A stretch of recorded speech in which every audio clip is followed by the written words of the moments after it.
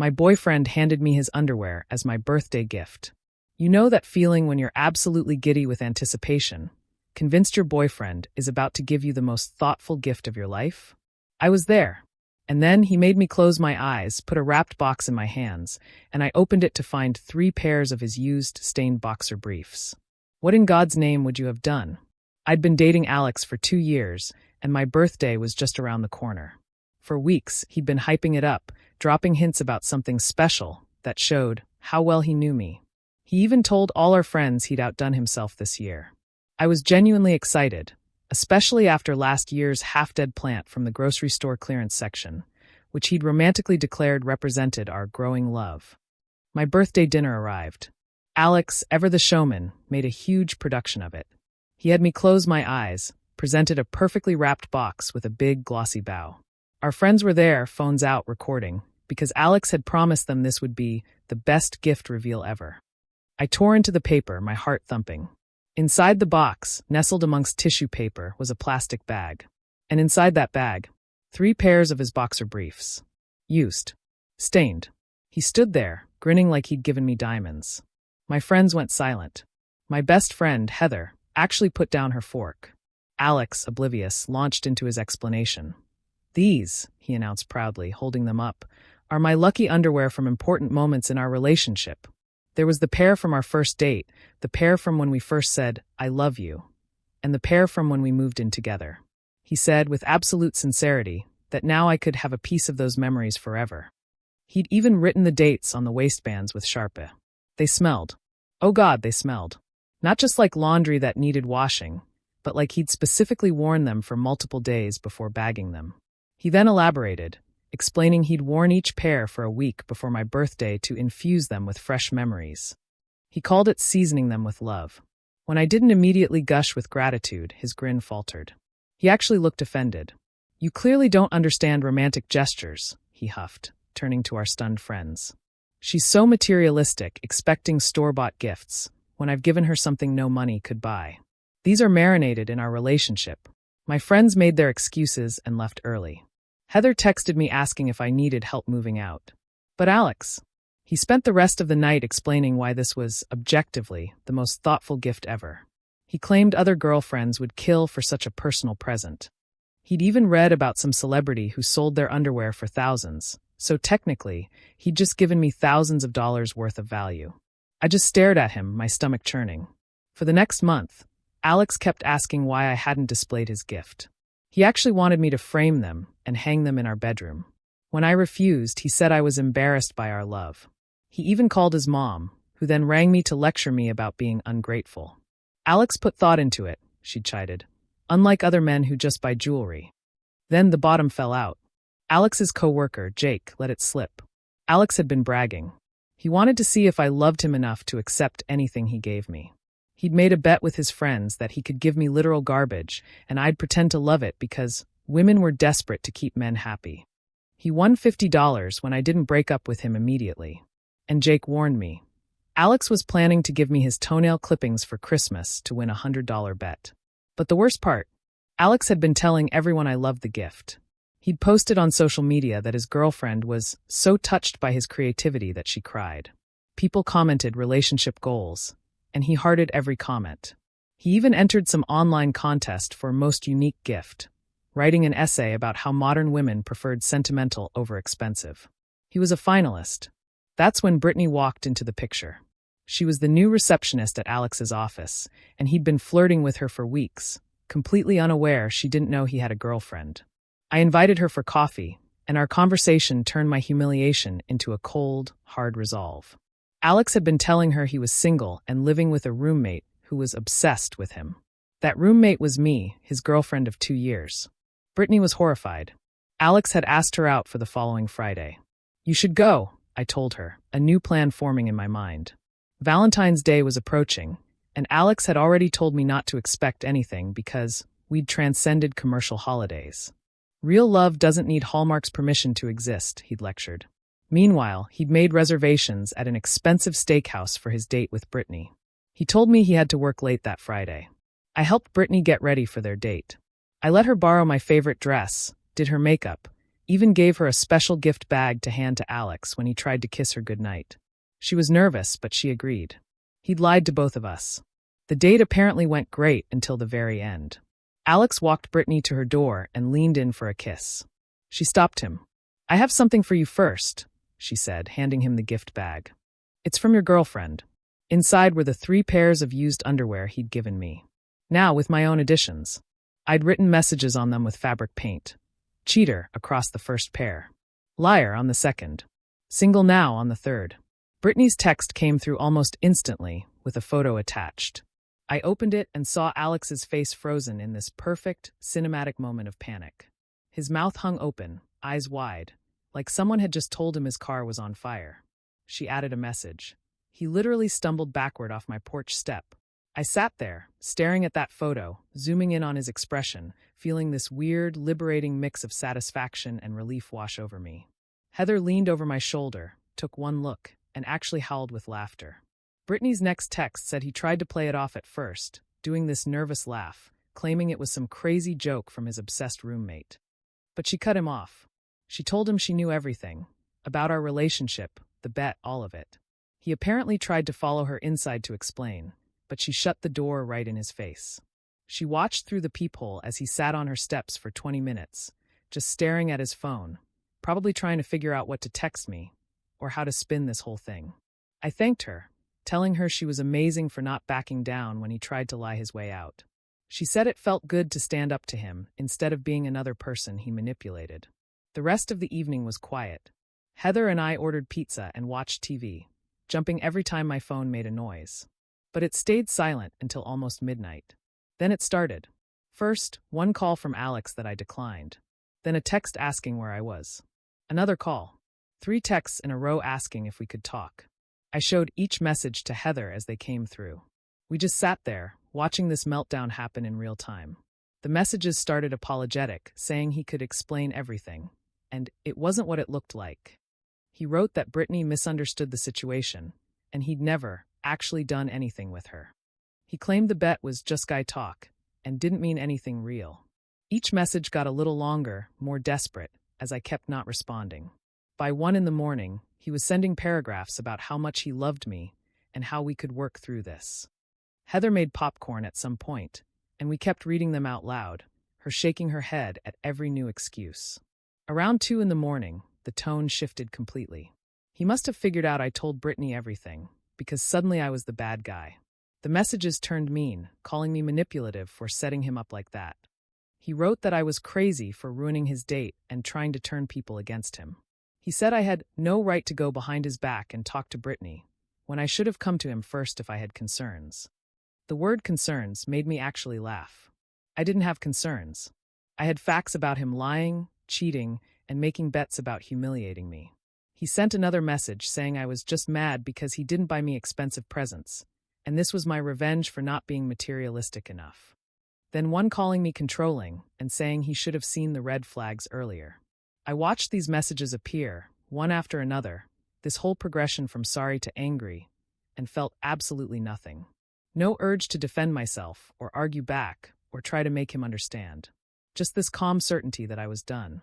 I waited until 8 a.m. to respond. Let him sit with his anger and panic all night while I slept surprisingly well on Heather's couch. My text was simple, just 7 words. We're done. I'll get my stuff this week. He called immediately, the phone ringing in my hand before I could even set it down. I watched his name flash on the screen and hit decline. He called again. Decline.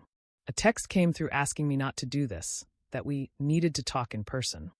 I opened my settings and blocked his number, feeling this weird, quiet sense of power in that one small action. Heather came out of her bedroom and asked if I was okay, and I realized I actually was. Not happy, exactly, but calm, clear, like I'd been carrying around this heavy thing for months and had finally set it down. Saturday morning, Heather drove me back to the apartment while Alex was at work. We moved fast and efficiently, both of us knowing we had maybe 4 hours before he might come home early or figure out what we were doing. I grabbed my clothes first, pulling everything off hangers and out of drawers, stuffing it into trash bags since I didn't have time to pack properly. Heather cleared out my bathroom stuff, throwing all my toiletries and makeup into a box. We got my laptop, my important documents from the file cabinet, my favorite books, the blanket my grandma made me. Everything that really mattered or that I couldn't replace. The whole time, I kept expecting Alex to show up, but the apartment stayed quiet except for us opening drawers and closet doors. We loaded everything into Heather's car in 3 trips, working so fast we were both sweating, even though it was cold outside. I took one last look around the apartment before we left, seeing all of Alex's stuff still there and none of mine, and felt relieved instead of sad. Heather's guest room was small, but she'd made it nice for me. Clean sheets on the bed, towels folded on the dresser, and she'd even put fresh flowers in a little vase on the nightstand. I almost cried when I saw those flowers, because it was such a simple thing, but it meant she'd been thinking about making me feel welcome. She told me I could stay as long as I needed, that there was no rush to figure everything out right away. That night, I slept in an actual bed instead of the couch, and it felt like the first real breath I'd taken in months. No Alex in the next room, no walking on eggshells or wondering what mood he'd be in. Just quiet and safety and a friend who had my back. Sunday afternoon, my sister Cadence showed up after I finally told her what happened. I'd been putting off calling her because I knew she'd be mad and want to drive out immediately, which is exactly what happened. She hugged me for a long time when she got there, and then started asking practical questions about the lease, our bank account, all the stuff I hadn't wanted to think about yet. Cadence has always been the organized one, the person who makes lists and plans and doesn't let emotions stop her from handling business. She sat at Heather's kitchen table with a notebook and started writing down everything we needed to deal with. The joint account had to be handled first, she said, before Alex could drain it or claim I took more than my share. Monday morning, we went to the bank as soon as it opened. The woman who helped us was professional and didn't ask questions, even though she could obviously tell something was wrong. I had my ID and knew the account number and could answer the security questions. Cadence sat next to me while I filled out the paperwork to remove my name from the account. But first, I transferred out exactly half of what was in there. Not $1 more, not $1 less, just my fair share of what we'd both put in over the past 2 years. The banker processed everything quickly and handed me a receipt showing the transfer and the account closure on my end. Walking out of that bank, I felt powerful in a way I hadn't expected, like I was taking control of my own life instead of letting Alex make all the decisions. After the bank, we drove to the apartment building to talk to the landlord. Cadence came with me because she said landlords take you more seriously when you're not alone. He was in his office and seemed surprised to see me on a Monday morning. I explained that I needed to get off the lease early because my relationship with Alex had ended and I'd moved out. He asked a few questions about the situation, and I kept my answers simple and factual. Alex and I had broken up. I'd already moved my belongings. I wanted to be removed from the lease, but understood Alex would need to qualify on his own or find a new roommate. The landlord pulled up our lease on his computer and looked it over. After a minute, he said that since both our names were on it, I had every legal right to my belongings and he could work with me on the lease situation. He'd need some paperwork filled out and would have to talk to Alex about either qualifying a loan or finding someone else to take over my portion, but he was surprisingly understanding about the whole thing, probably because he'd seen this kind of situation before. We scheduled a time later that week to finish the paperwork, and I left feeling like I'd checked another major thing off the list. Tuesday evening, I was sitting on Heather's couch, scrolling through my phone, when someone started pounding on her apartment door.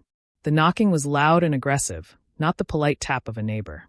Heather got up from the kitchen table, where she'd been working on her laptop, and walked to the door.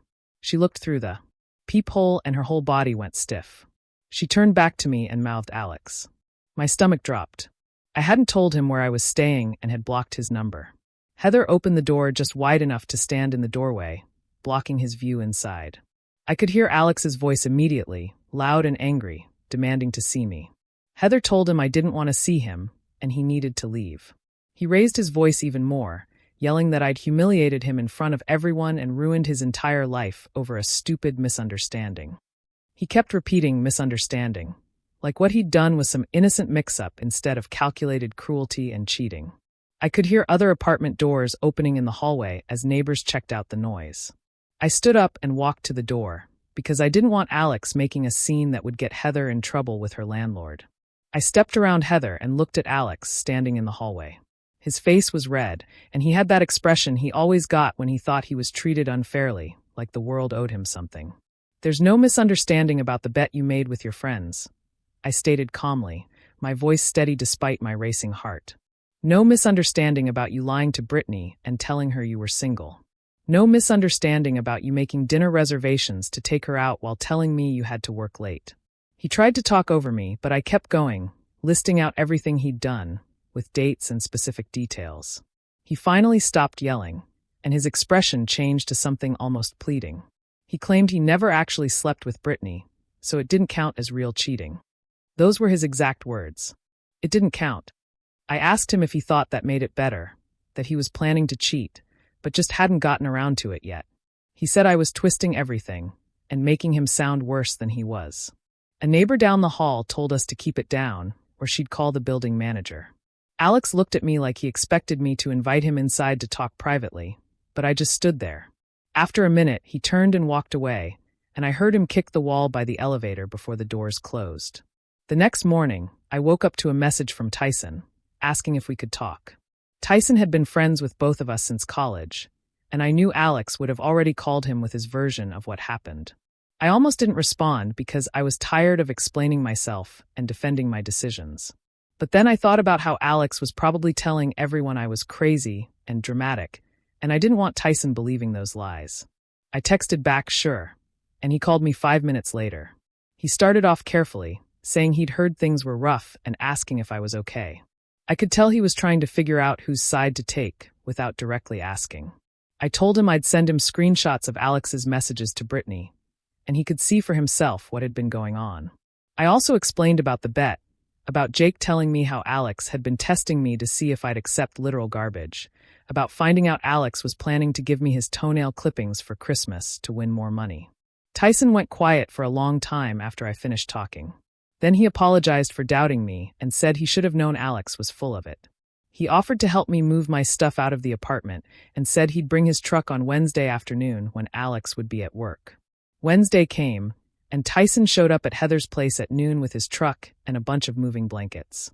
Cadence drove in again, even though she'd just been there a few days before, because she said she wanted to make sure everything went smoothly. The three of us drove to the apartment, and the landlord met us there with his keys. He unlocked the door and said he'd stick around to make sure there were no problems. Walking back into that apartment felt strange, like I was visiting a place I used to live a long time ago, instead of somewhere I'd been just days before. Everything looked the same, but it didn't feel like home anymore. We moved fast, packing my clothes into garbage bags and boxes, wrapping my dishes in newspaper, taking apart my bookshelf. Tyson handled the heavy stuff while Cadence and I sorted through drawers and closets, making sure we didn't accidentally take anything that was Alex's. The landlord sat in the living room, scrolling through his phone, occasionally looking up to check on our progress. I was packing up my desk when I found a spiral notebook shoved in the back of the bottom drawer. I almost tossed it in the trash pile, but something made me flip it open. The first page had Alex's handwriting, listing out different terrible gifts he could give me, with dollar amounts next to each one.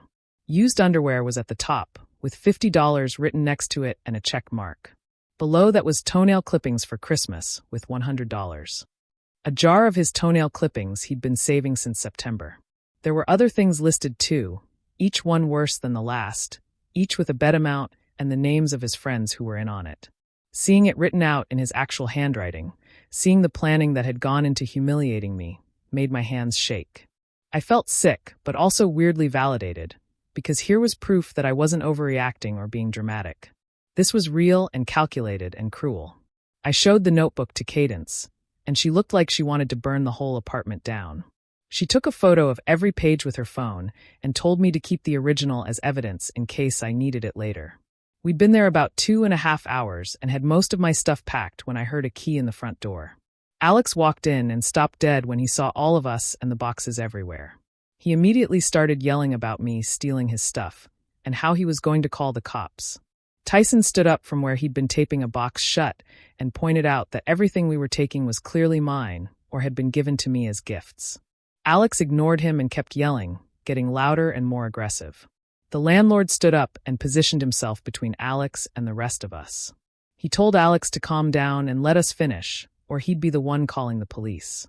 Alex's face got even redder, and he started going through the boxes, pulling things out, and claiming they were his. He grabbed my coffee maker and said he'd bought it, even though I'd ordered it online with my own credit card. He took out a blanket my mom had given me for Christmas and insisted it was his. I was carrying a box of books toward the door when Alex moved to block my path. He tried to grab the box out of my hands, and I held on tighter, telling him to back off. Tyson stepped between us and told Alex he needed to let me leave. Alex shoved the box, and it fell, books spilling across the floor. Tyson put his hand on Alex's chest and pushed him back. Not hard, but firm enough to create space. The landlord pulled out his phone and said if Alex didn't go to the bedroom right now, he was calling the cops. Alex looked around at all of us, probably realizing he was outnumbered, and this wasn't going his way.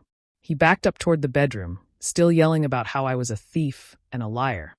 He slammed the bedroom door so hard a picture fell off the wall in the hallway.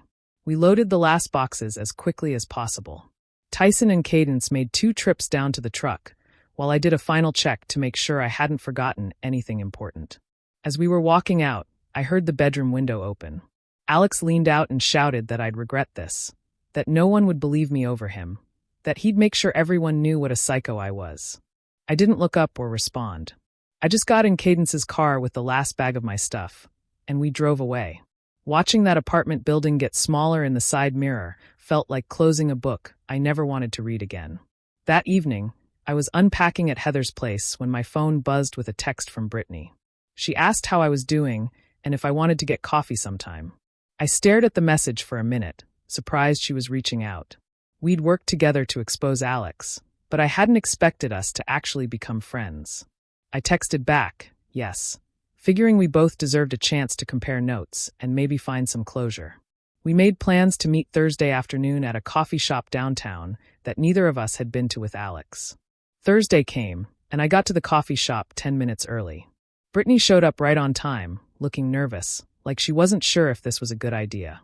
We ordered our drinks and found a table in the back corner. The first few minutes were awkward as we both tried to figure out how to start. Finally, Brittany just launched into everything Alex had told her about his living situation. He'd said he owned the apartment and was renting a room to a former coworker who developed an obsession with him. He claimed I was constantly trying to get him to date me, and he'd been too nice to kick me out. He'd even shown her photos of the apartment and pointed out my stuff as examples of how I'd taken over his space without permission. She'd believed him completely, because why would someone make up something that detailed and weird? I told her about the bet and the underwear gift, and she put her hand over her mouth. She looked genuinely horrified, like she couldn't believe she'd almost dated someone capable of that. We ended up talking for over 2 hours, going through all the lies Alex had told each of us, finding places where his stories contradicted each other. By the end, I felt lighter somehow, like sharing the experience with someone who understood made it less heavy to carry alone. Brittany finished her coffee and pulled out her phone, showing me screenshots of the company handbook section about workplace relationships. She'd already highlighted the part about employees needing to disclose existing romantic relationships before pursuing someone else in the office. Alex had signed acknowledgement of these policies during his onboarding 2 years ago. She said she had an appointment with HR on Monday morning and asked if I wanted her to mention the bet, too. I told her to include everything, because he deserved whatever consequences came his way. We exchanged numbers before leaving, and she hugged me, saying she was glad we met, even though the circumstances sucked. I showed up at Cadence's house that evening with 2 suitcases and a backpack. She took one look at my face and pulled me inside without asking questions. Her guest room had fresh sheets, and she'd put out clean towels and a new toothbrush, still in the package. I slept for 12 hours straight that first night. The next few days blurred together in a pattern of sleeping, staring at my phone without really seeing it, and occasionally eating whatever Cadence put in front of me. She worked from home, so she was always around, but never pushed me to talk about what happened. On the 3rd day, she made me get dressed and walk around her neighborhood with her. We did 2 loops around the block, and I felt slightly more human afterward. She made me do it again the next day, and the day after that. By day 5, I was actually noticing things like the houses we passed and the dogs people were walking. My phone buzzed on day 6 with a message from Jake. He said he needed to apologize for not telling me about the bet sooner. He explained that he'd assumed I knew Alex was a jerk and was staying with him anyway, which he realized now was a terrible assumption to make. He said he should have spoken up months ago when he first heard about it, but he'd convinced himself it wasn't his business. He felt awful watching me find out the way I did. I stared at the message for a while before typing back that I appreciated him telling me, even though the timing had been bad. He responded immediately, saying he was serious about helping if I needed anything during the move or afterward.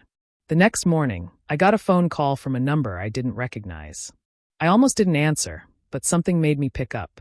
Owen's voice came through sounding nervous and uncomfortable. He said he was one of Alex's friends who'd been in on the bet, and he needed to apologize. He sounded genuinely upset as he explained that watching Alex's behavior over the past 2 years had made him realize he needed better friends and to be a better person himself. He said being part of that bet was one of the worst things he'd ever done, and he'd been too much of a coward to say something earlier. He told me I deserved so much better than how Alex treated me, and he was sorry for being part of it. I didn't know what to say, so I just thanked him for calling and hung up. Cadence asked who it was, and when I told her, she said at least some of Alex's friends had consciences. That afternoon, I opened my laptop and started searching for apartments in my price range. I'd been avoiding thinking about the practical stuff, but I couldn't stay with Cadence forever. I pulled up rental listings and started filtering by price, location, and amenities. To my surprise, I could actually afford a decent one-bedroom on my own. Not anything fancy, but a real apartment in a safe area with parking and laundry in the building. I'd always thought I needed to split rent with someone, but seeing the numbers laid out made me realize I'd been paying more than half of everything with Alex anyway. The idea of having my own space with no one to answer to felt exciting instead of scary. I bookmarked 5 places that looked promising and sent the links to Heather, asking if she wanted to come look at apartments with me over the weekend.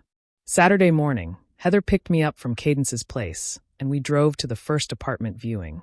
The place was too dark and smelled weird, so we left after 5 minutes. The second one had a great layout, but the building manager seemed sketchy and didn't answer basic questions about maintenance. The third apartment was in a neighborhood that felt unsafe, even in broad daylight. We were about to give up when we pulled up to the fourth address. The building looked well-maintained, with good lighting and security cameras. The apartment itself had big windows that let in tons of natural light, updated appliances, and fresh paint. The building manager, who showed us around, was professional and answered all my questions thoroughly. He explained the lease terms clearly and gave me contact information for current tenants who could tell me about living there. Heather and I looked at each other, and I knew this was the one. We thanked him, and I told him I wanted to apply. I filled out the application that evening and submitted it with all my documents. The building manager called me 2 days later saying I'd been approved. I drove over that afternoon to sign the lease, and it felt surreal seeing just my name on all the paperwork. No one else's signature required, no one else's income verification needed, just me making this decision for myself. The building manager handed me the keys and told me I could move in any time in the next 2 weeks. I sat in my car afterward holding those keys and felt something shift inside me. This was the first truly independent choice I'd made in 2 years without considering what Alex wanted or thought. My phone rang Wednesday evening with a number I recognized as Alex's mom. I almost didn't answer, but curiosity got the better of me. She started talking immediately about how Alex had told her I'd moved out, and she wanted to understand what happened. Her tone was defensive at first, saying Alex claimed I'd overreacted to a misunderstanding. I took a deep breath and calmly explained about the bet he'd made with his friends, the lies he'd told Brittany about being single, and finding his written plans to give me toenail clippings for Christmas. I told her about the notebook with dollar amounts and his friends' names. She went completely quiet on the other end for what felt like forever. When she finally spoke again, her voice sounded different, smaller somehow. She apologized for calling me ungrateful about the birthday gift. She kept talking and admitted she'd known Alex had problems with honesty and taking responsibility since he was young. She said she'd hoped he was growing out of it as he got older, and that being in a serious relationship would help him mature. Her voice cracked a little as she said she was sorry for defending his behavior and that I deserved so much better than how her son had treated me.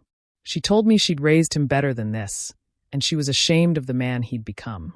I didn't know what to say, so I just thanked her for calling and apologizing. After we hung up, I sat there feeling strange about the whole conversation. Part of me appreciated her honesty, But another part wondered why she'd never intervened before if she knew he had these problems. Moving day finally arrived, and I met Tyson at my new apartment at 9 in the morning. He showed up with 2 other friends who'd heard what happened and wanted to help. We drove to Cadence's place first to load up everything I'd stored there. Then headed to get the rest of my boxes from the storage unit I'd rented. Between the 4 of us, we got everything into my new apartment in one trip, making multiple runs up and down the stairs with furniture and boxes. Tyson and his friends didn't just dump everything and leave either. They helped me unpack the kitchen, putting dishes in cabinets and organizing my pantry. They assembled my bed frame and got my mattress set up so I'd have somewhere to sleep that night. By early afternoon, my apartment was starting to look like an actual home instead of just empty rooms full of boxes. Tyson offered to help me unpack more, but I told him I had it under control and wanted to get settled at my own pace. They left around 5 in the afternoon, and I stood in my new living room looking at all my stuff finally in a space that was completely mine. No Alex to comment on where I put things or complain about my decorating choices. I ordered pizza for dinner and ate it sitting on my floor because I hadn't set up my dining table yet, and it felt perfect just being alone in my own place. Brittany texted Tuesday morning, asking if she could stop by after work with a little something for my new place. I said sure, and spent the afternoon actually unpacking my kitchen boxes and organizing my cabinets the way I wanted them. She showed up around 6, carrying a plant in a ceramic pot, this gorgeous, healthy fern with bright green leaves. She handed it to me, and we both started laughing, because it was the complete opposite of that half-dead clearance plant Alex had given me for my birthday last year.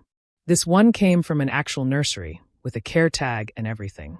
We sat on my couch drinking wine, and she told me more about how things were going at work since the whole situation with Alex went down.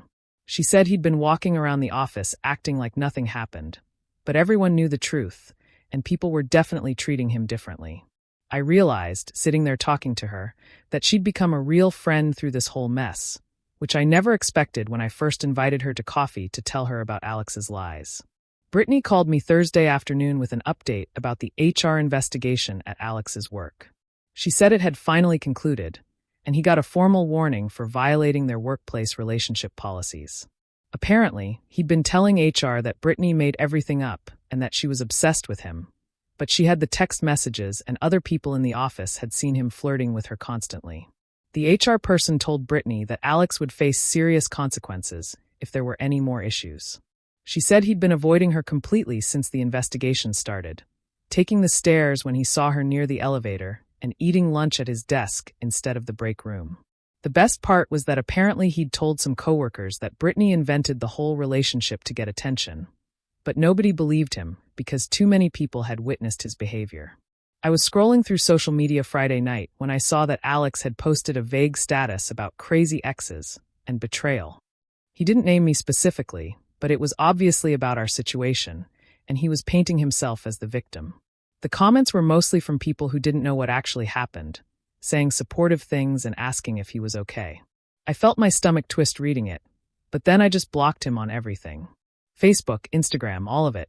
Within an hour, several mutual friends started messaging me, asking for my side of the story. I sent each of them a simple explanation without getting dramatic or going into excessive detail. Just the facts about the bet he'd made with his friends, the lies he told Brittany about being single, and his plans to give me his toenail clippings for Christmas. I included a couple of screenshots of messages that proved what I was saying. Most people responded right away, saying they believed me and were sorry for what I'd been through. Over the weekend, more people from our friend group reached out. Some I hadn't heard from in months, but they all said basically the same thing. They'd suspected Alex was shady, but didn't know how to bring it up or thought it wasn't their place to interfere. One girl I knew from college told me she'd seen Alex hitting on someone at a party 6 months ago, but convinced herself she must have misunderstood what was happening. A guy from our weekly game nights admitted he'd always thought Alex treated me badly, but figured I must be okay with it since I stayed. It was validating to hear people say they believed me and saw the red flags, but also super frustrating that so many people had noticed problems and said nothing. I kept thinking about how different things might have been if even one person had pulled me aside and asked if I was really happy. Monday morning, I had my first therapy session. I'd made the appointment the week before because I knew I needed help processing everything that had happened with Alex. The therapist's office was in a quiet building downtown, with comfortable chairs and soft lighting that made it feel safe. I spent the first 20 minutes just explaining the whole situation, from the underwear gift to finding out about the bet to discovering he was cheating with Brittany. The therapist listened without interrupting and then started asking me questions about patterns in the relationship. She pointed out how Alex had always made me doubt my own judgment, like when he convinced me I was materialistic for not loving his terrible gifts or made me feel crazy for being upset about things that were genuinely upsetting. She helped me see that he'd trained me over 2 years to be grateful for bare minimum treatment and to question my own reactions to his behavior. By the end of the session, I was exhausted, but also felt like I understood myself better. Cadence showed up at my apartment Wednesday evening with 4 bags of groceries. She said she wanted to make sure my kitchen was actually stocked with food and not just the random stuff I'd grabbed at the store. We unpacked everything together, and she organized my pantry while I put things in the fridge. Then we cooked dinner using the ingredients she'd brought, pasta with vegetables and garlic bread. We ate at my little kitchen table that I'd finally assembled, and she told me how proud she was that I'd gotten out of that relationship. She said watching me tolerate Alex's treatment had been hard for her, but she'd respected my choices and waited for me to see the truth myself. She told me she'd been worried I might let him manipulate me into staying even after everything came out. So seeing me in my own apartment, living my own life, made her genuinely happy. Thursday afternoon, I ran into one of Alex's friends at the grocery store.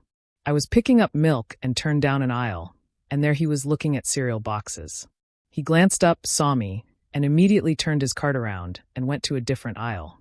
I could see him through the gaps in the shelves, deliberately avoiding the sections where I was shopping.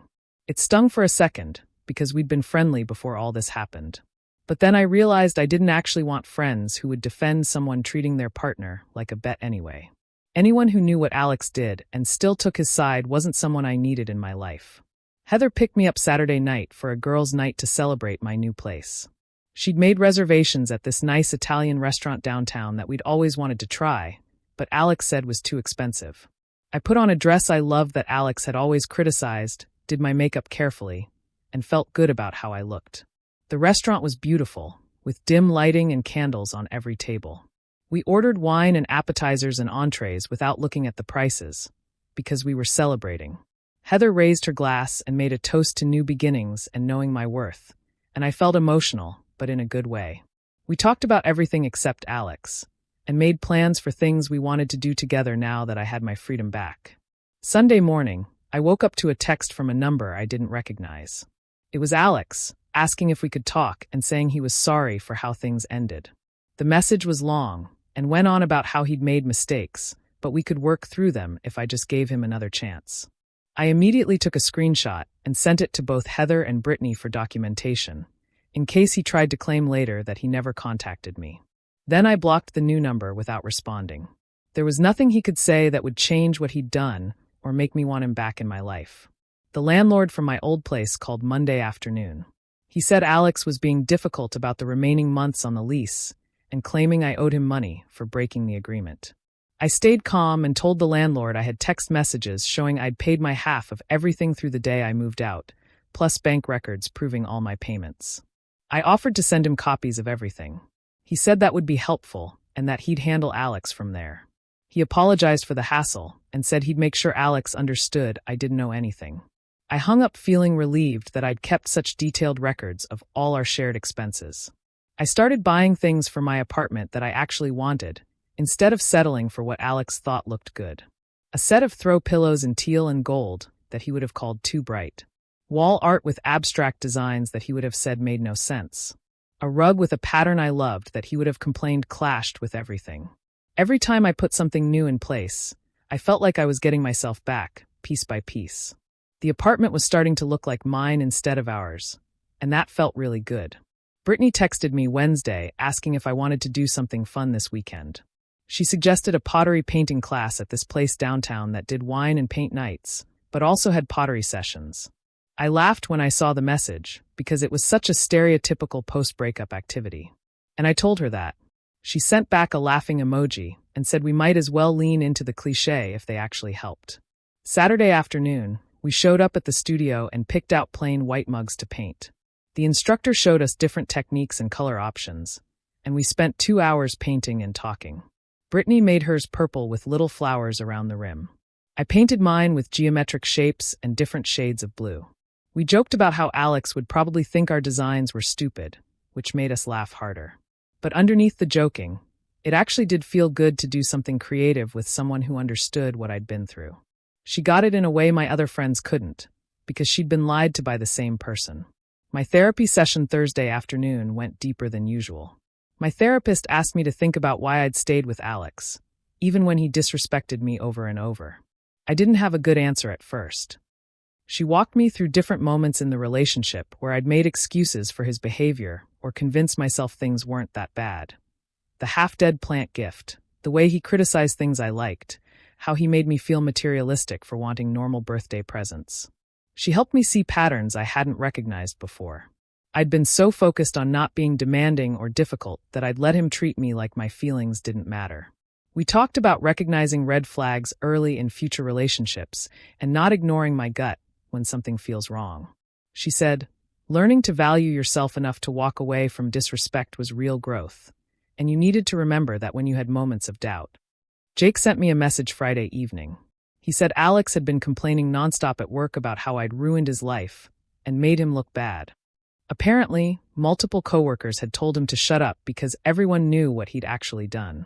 Jake said people were tired of hearing Alex play the victim when he'd been the one lying and cheating and making bets about his girlfriend.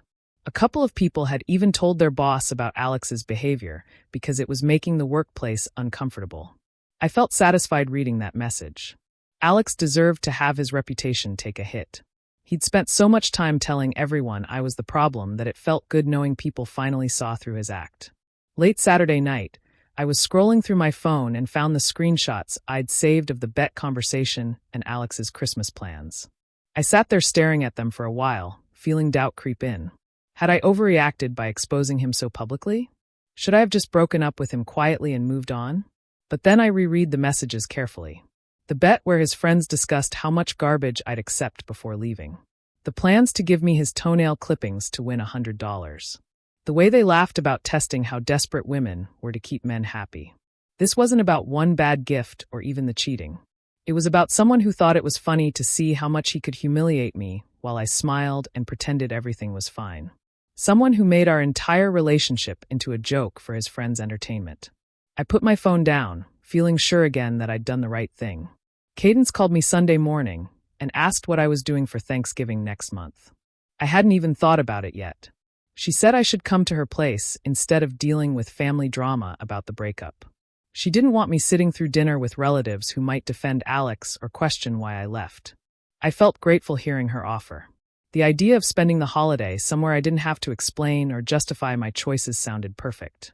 I told her yes, and she started planning the menu, getting excited about trying new recipes.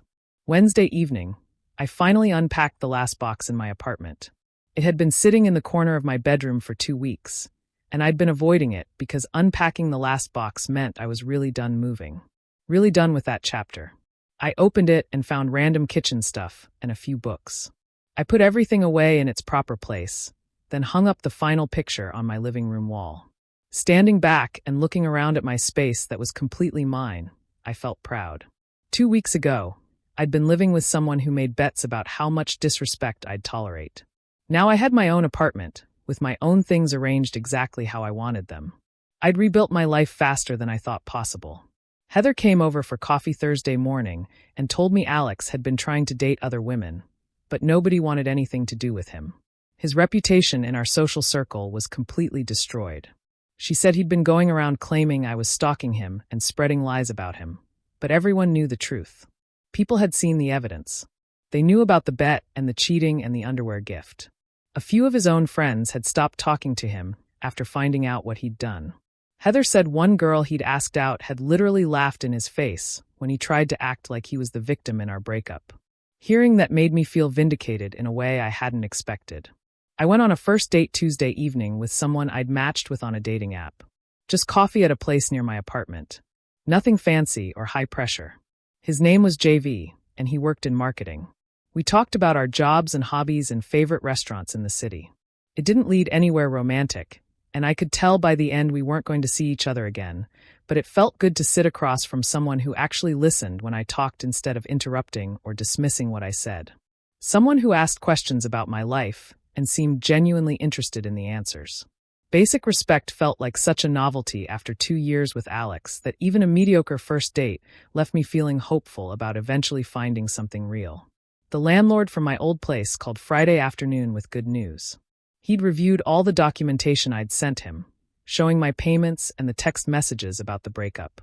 He said Alex was fully responsible for the remaining months on the lease since I'd properly documented everything and given appropriate notice about leaving.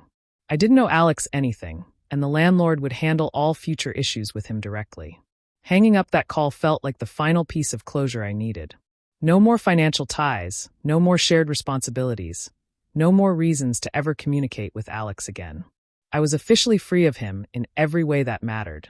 My boss called me into her office the following Monday morning, and I walked in expecting another project assignment. She closed the door and smiled at me in a way that made my stomach flip. She said she'd been watching my work over the past few months and noticed a significant improvement in my focus and output quality. She asked if I'd be interested in taking on the senior analyst position that had just opened up. The promotion came with a substantial raise and my own office instead of the cubicle I'd been working in. I accepted immediately and spent the rest of the day in a daze.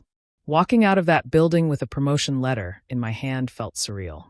For 2 years, I'd been too distracted by Alex's drama and manipulation to even think about advancing my career. I'd missed application deadlines and turned down opportunities because he always had some crisis that needed my attention.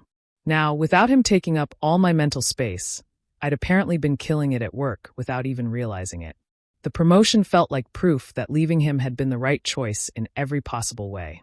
Brittany texted me Wednesday asking if I wanted to meet for brunch on Saturday.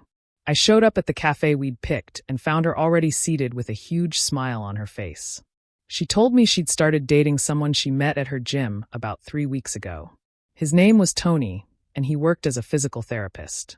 She showed me photos on her phone and talked about how he actually listened when she spoke and remembered small details about her life.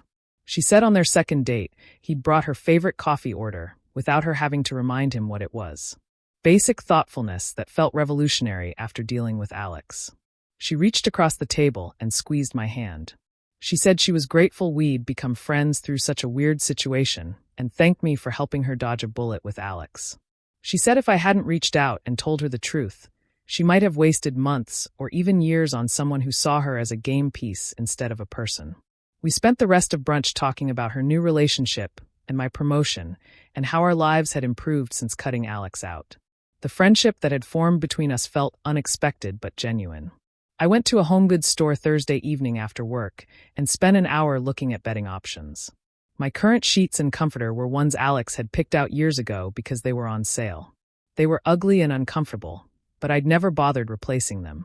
I chose a soft gray comforter with matching sheets in a much higher thread count than I'd ever owned before. At home, I stripped the bed completely and stuffed the old bedding into a garbage bag.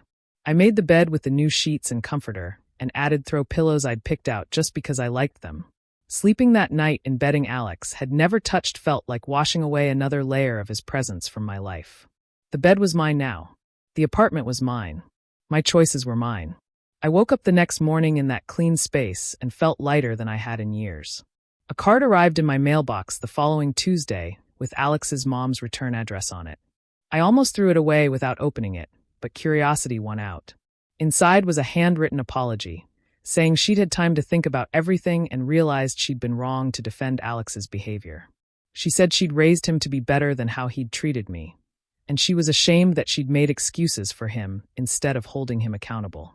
She included a $50 gift card to my favorite Italian restaurant downtown. Her note said she hoped I'd find someone who treated me the way I deserved, and that she was sorry for her part in making me feel like I was the problem. I stood in my kitchen reading that card 3 times. The apology felt genuine in a way that surprised me. It didn't change what had happened, but it did make me feel seen and validated by someone who'd initially blamed me. I signed up for a cooking class I'd wanted to take for years. Alex had always said cooking classes were a waste of money when we could just watch videos online for free. He'd shot down the idea every time I brought it up until I stopped mentioning it. The class met every Thursday evening for 6 weeks and focused on Italian cuisine. I showed up for the first session nervous but excited. The instructor was patient and funny, and the other students were friendly. We made fresh pasta from scratch, and I took home containers of what we'd prepared. Learning something new just for myself, with no one criticizing or minimizing my interest, felt incredibly freeing. I texted Cadence a photo of my pasta creation, and she responded with 3 heart emojis and said she was proud of me for doing something just because I wanted to. That simple validation from my sister made me realize how much I'd been missing that kind of support. Tyson called me on a Sunday afternoon and invited me to his birthday party the following weekend. He said it would be at his place with about 20 people. I immediately felt anxious about seeing mutual friends and having to navigate questions about the breakup. He must have sensed my hesitation, because he quickly added that Alex definitely wasn't invited and everyone there knew what had happened. He said people wanted to see me and I shouldn't let Alex's actions keep me from my friends. I agreed to come and spent the week leading up to it feeling nervous. The party turned out better than I expected. People hugged me and asked how I was doing, but nobody brought up Alex or made things awkward. Heather was there and stayed close to me for the first hour until I relaxed. I spent the evening talking and laughing with people who'd chosen my side when the relationship ended. Leaving that party, I realized I had real friends who valued me as a person, not just as Alex's girlfriend. My therapy session the following week focused on trust and boundaries. My therapist said I'd made remarkable progress over the past few months in recognizing my worth and learning to trust my instincts again. She said when I first started coming to see her, I'd questioned every feeling I had and constantly second-guessed my reactions to Alex's behavior. Now I was setting clear boundaries and recognizing red flags without needing external validation. She said the work I'd done to rebuild my self-esteem was impressive, and I should be proud of how far I'd come. Hearing that from a professional made me realize just how much Alex had damaged my ability to trust myself. The fact that I was healing felt like a victory I'd earned through hard work and honest self-examination. 3 months had passed since I'd walked away from Alex, and I found myself genuinely happy. I'd gone on a few more casual dates with different people, but nothing serious had developed yet. That didn't bother me because I was enjoying building my life on my own terms. My apartment felt like home. My job was going well, and I was excelling in my new role. My friendships had deepened now that I wasn't constantly distracted by relationship drama. I spent Saturday mornings at farmers markets and Sunday afternoons reading in coffee shops. I took myself to movies and restaurants without feeling like I needed someone else to make the experience valid. Most importantly, I respected myself in a way I hadn't when I was with Alex. I'd stopped accepting crumbs of affection and calling it love. I'd stopped making excuses for bad behavior. I'd stopped shrinking myself to make someone else comfortable. Brittany and I met for coffee on a Wednesday evening and started planning a trip for next spring. We decided on a beach destination, just the two of us going somewhere warm and fun. We looked at resort options on our phones and talked about activities we wanted to do. She joked that Alex had accidentally given us both a gift by showing his true colors before either of us wasted more time on him. I laughed and agreed. If he'd been slightly less terrible, we might have stayed and convinced ourselves things would improve. Instead, his behavior had been so obviously awful that leaving became the only logical choice. We raised our coffee cups in a mock toast to dodging bullets and finding real friendships in unexpected places. A mutual friend got engaged and threw a party to celebrate. I almost didn't go because I knew there was a chance Alex might be there. Heather convinced me to come by, promising to run interference if needed. I walked into the party and immediately scanned the room. Alex was there in the corner talking to someone I didn't recognize. Our eyes met across the room, and I waited for some feeling to hit me, anger or sadness or regret or anything. Instead, I felt absolutely nothing. He was just another person at a party. Someone I used to know who no longer had any power over my emotions or my life. I turned away and joined Heather at the food table without giving him another thought. That complete indifference felt like the truest sign I'd actually moved on. Cadence came over on a Thursday evening with Thai food, and that look on her face that meant she wanted to have a real conversation. We sat on my couch, and she told me she was proud of how I handled everything with dignity. She said watching me refuse to let Alex's manipulation make me doubt myself had been impressive, especially when so many people initially questioned my decisions. Her support throughout the whole process meant everything to me, because there were moments when I wondered if I was overreacting or being too harsh. Having someone who knew me well validate that I'd made the right choices helped me trust my own judgment again. She stayed late, and we talked about how far I'd come in just a few months. And when she left, I felt genuinely good about the person I was becoming. I started looking at animal shelter websites over the weekend and found myself getting excited about adopting a cat.